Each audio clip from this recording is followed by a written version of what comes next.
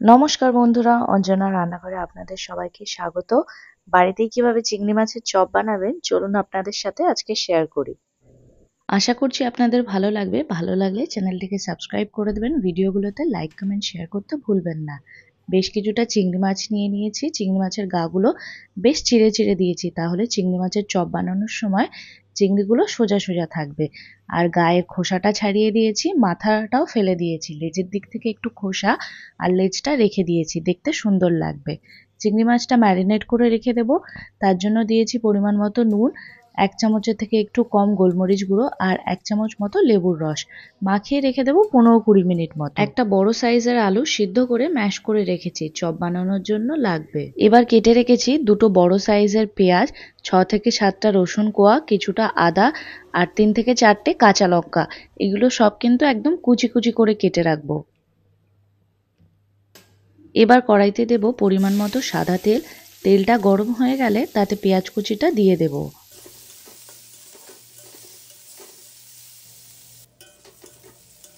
পেঁয়াজ কুচি দেওয়ার পরে খুব বেশি ভাজার দরকার নেই। পেঁয়াজটা একটু নরম হয়ে গেলে তখনই রসুন কুচি, আদা কুচি আর কাঁচা লঙ্কা কুচিটা দিয়ে দেব।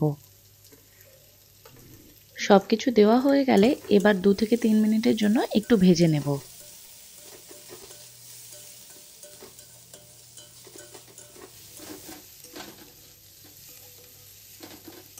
কিছুক্ষণ ভেজে নেওয়ার পরেই দিয়ে দেব সেদ্ধ করে ম্যাশ করে রাখা আলু, পরিমাণ মতো নুন, 1/2 চামচ লঙ্কার গুঁড়ো, 1 চিমটে গরম মশলার গুঁড়ো।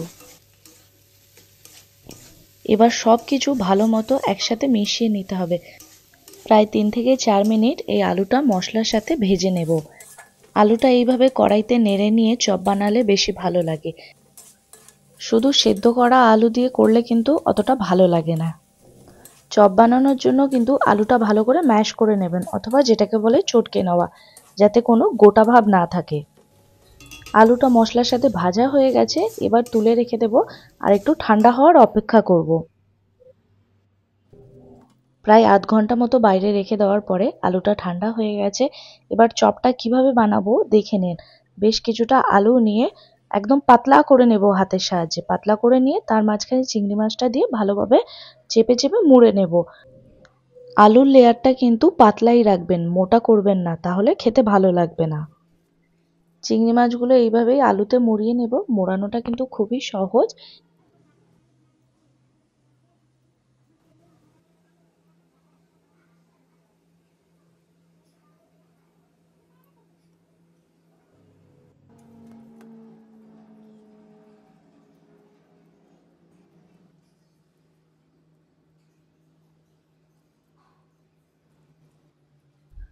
এইভাবে সব চিংড়ি মাছের চপগুলো বানানোর পরে 1 থেকে 2 ঘন্টা ফ্রিজে রেখে দিতে হবে সেট হওয়ার জন্য। যদি সময় না থাকে তো কম করে 1 ঘন্টা রাখবেন, তাতে ভাজতে সুবিধা হবে। এবার বানিয়ে রাখা চপগুলো ভেজে নিতে হবে। তার জন্য নিয়েছি 2টো ডিম, তাতে অল্প নুন আর লঙ্কার গুঁড়ো দিয়ে ফেটিয়ে নেব। আর তারপরেই নিয়েছি বেশ কিছুটা ব্রেড ক্রাম্বস।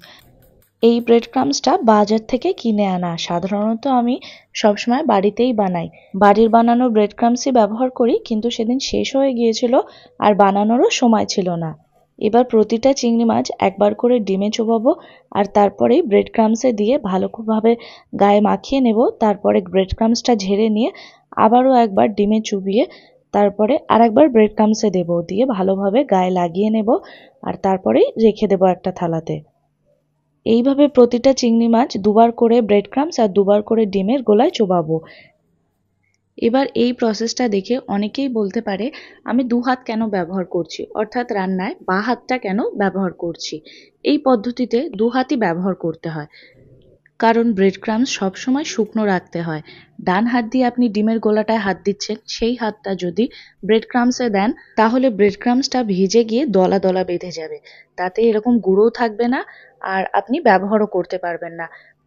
বাঁ হাতটা শুকনো রেখে চপের গায়ে ব্রেড ক্রাম্বস লাগাতে হয় আর ডান হাত দিয়ে ডিমের গোলাটায় চোবাতে হয়। আর বারবার হাত ধুয়ে একবার করে ডিমের গোলায় চোবানো আর তারপরে ব্রেড ক্রাম্বসে দেওয়া এভাবে তো সম্ভব নয়, তাই 2টো হাতই ব্যবহার করতে হয়।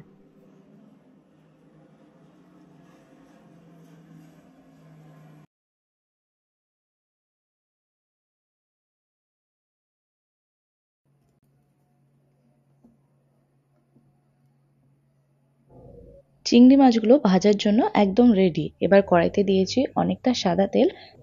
ডুবো তেলে ভাজতে হবে। তেলটা মিডিয়াম গরম হলে তাতে চিংড়ি মাছের চপগুলো একটা একটা করে ছেড়ে দেব। তেল খুব বেশি গরম করার দরকার নেই, আর ভাজার সময়ও মিডিয়ামই রাখবেন, নয়তো কিন্তু পুড়ে যাবে চপগুলো, ভালোভাবে ভাজা হবে না। বেশ খানিকক্ষণ ভাজা হলে এক পিঠ উল্টে দেব। এইভাবেই 3 থেকে 4 মিনিট ভালোভাবে ভেজে নেব।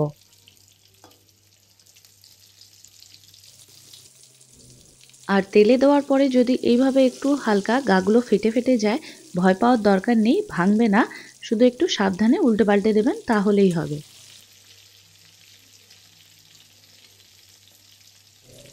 3 থেকে 4 মিনিট বেশ ভালোভাবে দুপিঠই ভেজে নিয়েছি। এবার এক এক করে তুলে নেব, আর এইভাবেই সব চপগুলো ভেজে নেব।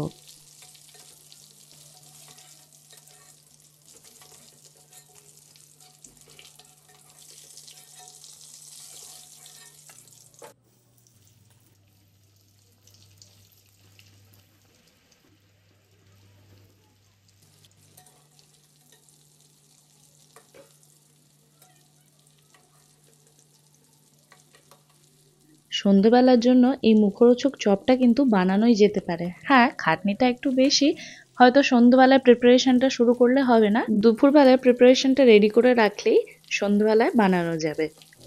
ভালো জিনিস খাওয়ার জন্য একটু খাটনি তো করা যেতেই পারে। রেসিপি কেমন লাগলো কমেন্ট করে জানাবেন, আর বাড়িতে অবশ্যই একবার বানানোর চেষ্টা করবেন। রেসিপিগুলো ভালো লাগলে চ্যানেলটিকে সাবস্ক্রাইব করে দেবেন, ভিডিওগুলোতে লাইক কমেন্ট শেয়ার করতে ভুলবেন না, আর ফেসবুক পেজটিকে ফলো করে দেবেন, লিংক ডেসক্রিপশন বক্সে দেওয়া থাকবে।